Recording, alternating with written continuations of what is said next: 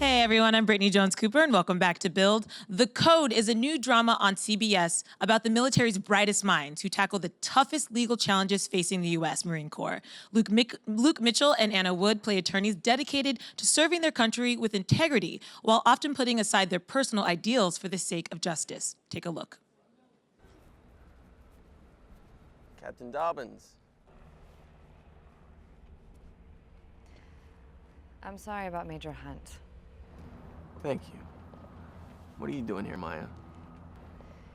The MPs put PFC Ian Moorhead on that transport. You put him on the same flight as Jason? It's a big plane, Abe. I'm waiting to meet my client. You're representing PFC Moorhead. I thought you liked cases that are a little less open and shut. We must have competing understandings of the phrase open and shut. Counselor, your client is getting the big green weenie. It's just a matter of how forcefully the government applies it. You're filing capital charges. Bold play. The military hasn't executed anyone since 1960. Could be this is a special case. Could be my co-counsel and I are waiting for a reason to take the death penalty off the table. You'll know when I'm in bargaining mode, because I'll be bargaining with you. Your client's pleading not guilty. Bold play. He stabbed his commanding officer in front of 6 Marine eyewitnesses. There's a pretrial motion on its way to you. Be ready to argue it at the arraignment. A motion for what? Mercy? A continuance. I want some more time to investigate.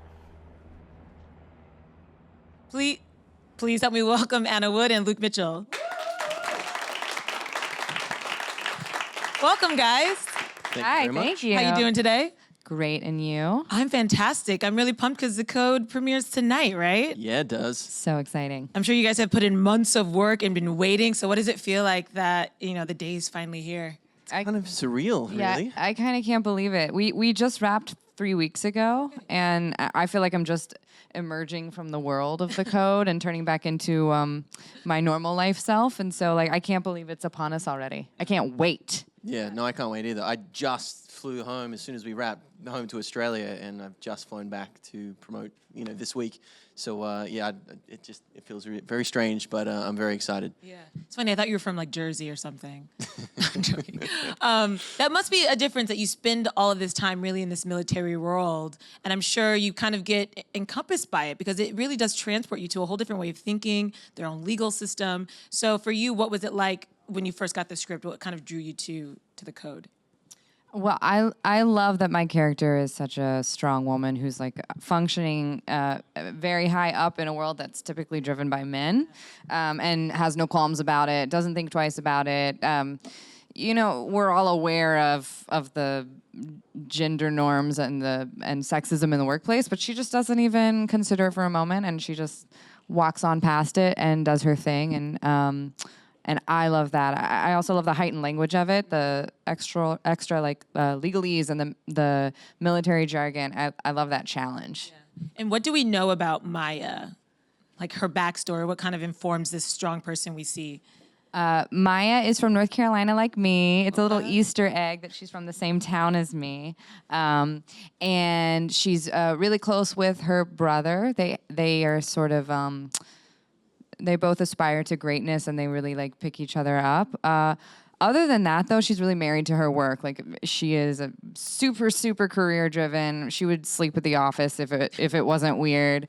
And she's just very, very passionate. She does not drop off her briefcase at the end of the day. She takes that home and she sleeps with it. She's very passionate about her job. Right. And then on the flip side, we have Abe. How would you describe him? Kind of the male equivalent of Captain Dobbins in a weird way.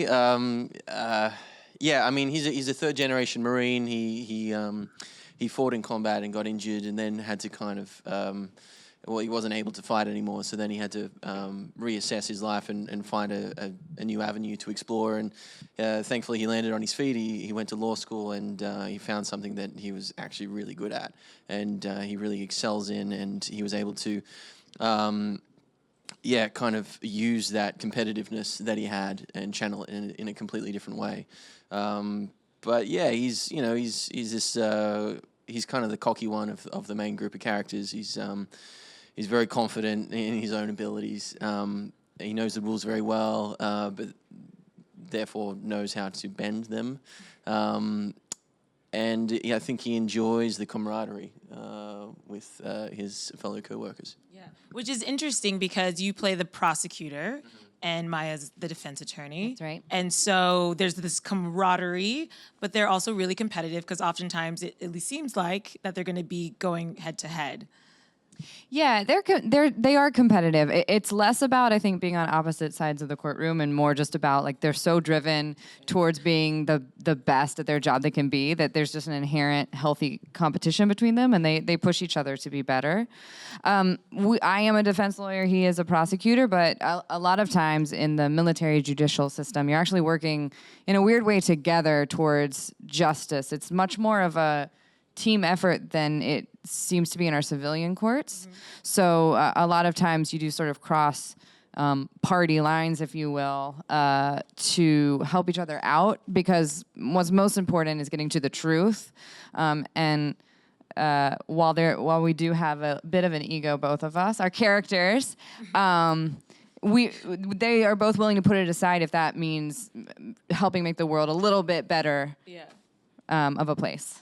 Did you guys, what was the audition process like? Did you get to read together? Did you have to go in solo? What was that whole thing like? Well, I came in pretty late in the game. I think they'd been casting for a little while, and I was still finishing up on Blind Spot, and so I was kind of going to and fro from LA to New York, and I got sent the script, and I read it very quickly. I loved it, and wanted a chance at auditioning for it. And so they set up an audition for me in New York, in the room with Mark Sachs, who's a pretty big casting director here, and with our boss, Craig Sweeney. And that was a really kind of daunting experience. I wasn't really familiar with Mark Sachs. But I went into this room and they got my name wrong first and foremost. So I didn't feel extremely valuable, and I think that kind of helped me on the day. And I just kind of clicked in and found this character, and whatever I did in the room, they were obviously interested in. And a few days later, I was back in LA. We literally just moved from New York to LA and shipped all our furniture.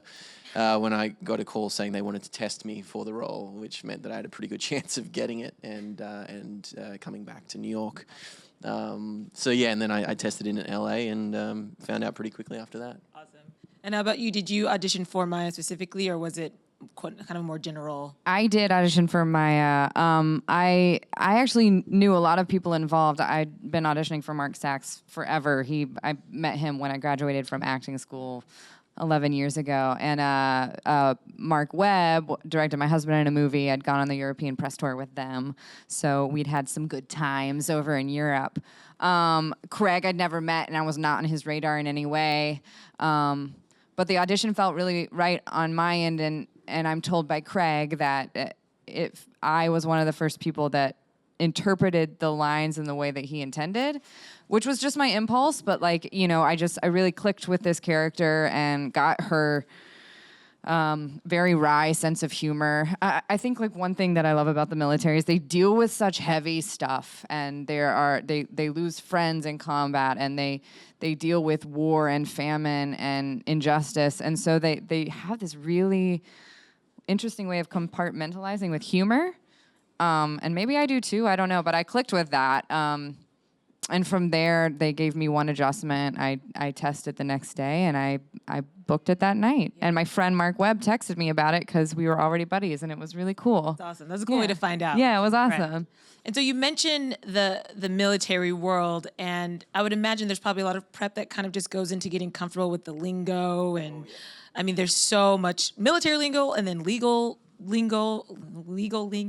Yeah. What kind of prep did you guys do to sort of get into that right headspace? Look, I would have liked to do more, to be honest, but like I said, I didn't have that much time from booking the job to having a costume fitting. One thing I did do, we both did this. We read a really interesting autobiography about this called One Bullet Away, about this guy's journey to becoming a Marine, his decision to join the Marines just to challenge himself. and then what training is like, and then how difficult it is, to actually pass and become a Marine, and how amazing these people actually are, and then he details that transition from becoming a Marine and being deployed on a peaceful mission to 9/11 happening and him having to go into combat, and it was just a really eye-opening read and something that was very important that to help me wrap my head around the world. So that was one thing. Physically, I had to shave my blind spot beard, which I was very fond of. I put on some weight. I put on about 13 pounds for this role. I just wanted to add a physicality to this character, being a combat vet. Just a personal choice, really. And also we had some gun training, which was cool. Had you guys ever shot a gun before? I'm Southern, so yes, I had. It was a much different context. It was more of a like beers and BB guns and like shooting beer cans, and it wasn't exactly like military grade shoot to kill. But so I was familiar with the feeling of the gun. What's interesting is we trained with a couple of different weapons, and one of them was the gun that you would have when you're like in a combative situation. So it's very like go go go go go, and that I just was not great at. But the sniper rifle, which I do end up shooting in the show, was really zen, because the sniper goes up into the woods and breathes in and breathes out and sort of just is very present and centered. And that reminded me more of like having a couple beers and shooting a can in the woods, because it was a little bit more relaxed and like a little bit more centered and zen and like less. It's terrifying to have this heavy gun and be bobbing in and out of it. But yeah. also, you just had the most intense look in your eyes when you're like, you kind of get, and it makes you want to shoot a sniper rifle. It was really, the power of it, I really respect it now, because it's incredibly powerful weapon, and I'm not a fan of guns. They freak me out, and it's a weird time with all of that. But it's part of the military, and it was really interesting to understand how that works and like garner a huge respect for the guns. I have to say, I didn't fully maybe realize that the military had a really robust judicial system. Like, you hear about court-martials and you sort of hear these words, but this really sort of reminded me like, oh, it's like its own different process, and it's a really important one with a deep history. Was there something interesting you guys found out about this judicial system that maybe you didn't know before? So much. Like you, I had very little knowledge of it going in. But one small example is you can get charged for being a coward in the military. They don't call it that, of course, but I found that fascinating. But obviously, it makes total sense. In the real world, imagine if regular civilians could be charged with cowardice. Everyone would be in jail. We're all screwed, right? But in the Marines, if you're a coward, you're endangering the lives of your fellow Marines, and that is huge. Just a really interesting tidbit. Yeah, it's just a sort of, it's all of the civilian laws that you and I are held to, but then there's a whole next level set of rules and regulations that they adhere to, because the reputation of our military members is so important to them, the like seamlessness and perfection of it. So for example, and my character's not a fan of this, but adultery is illegal in the military. And, she's pretty passionately against that, because, I had a line like, who do you think gets charged more, men or women? But it is still against the law in the military. And they just hold themselves to this very high standard of morality and perfection. Did playing an officer change the way you felt at all about yourself after work? Throughout the day, playing the character, for sure. Like, it's such a huge honor to put on those uniforms and to portray a Marine. And there are certainly particular uniforms like the dress blues, which is the more formal outfit that really informs how you stand. Like, it's quite like I couldn't sit like this in the dress blues. Certainly not the costume that I was fitted with, and it kind of, I don't know, just has this real sense of pride and honor about it, which I loved. Yeah, I feel like certainly physically it had me walking, taller and holding myself with more pride, but also, and I'm sure they're connected, but I am just feeling like way more badass lately. I just feel it was so empowering to play a female Marine.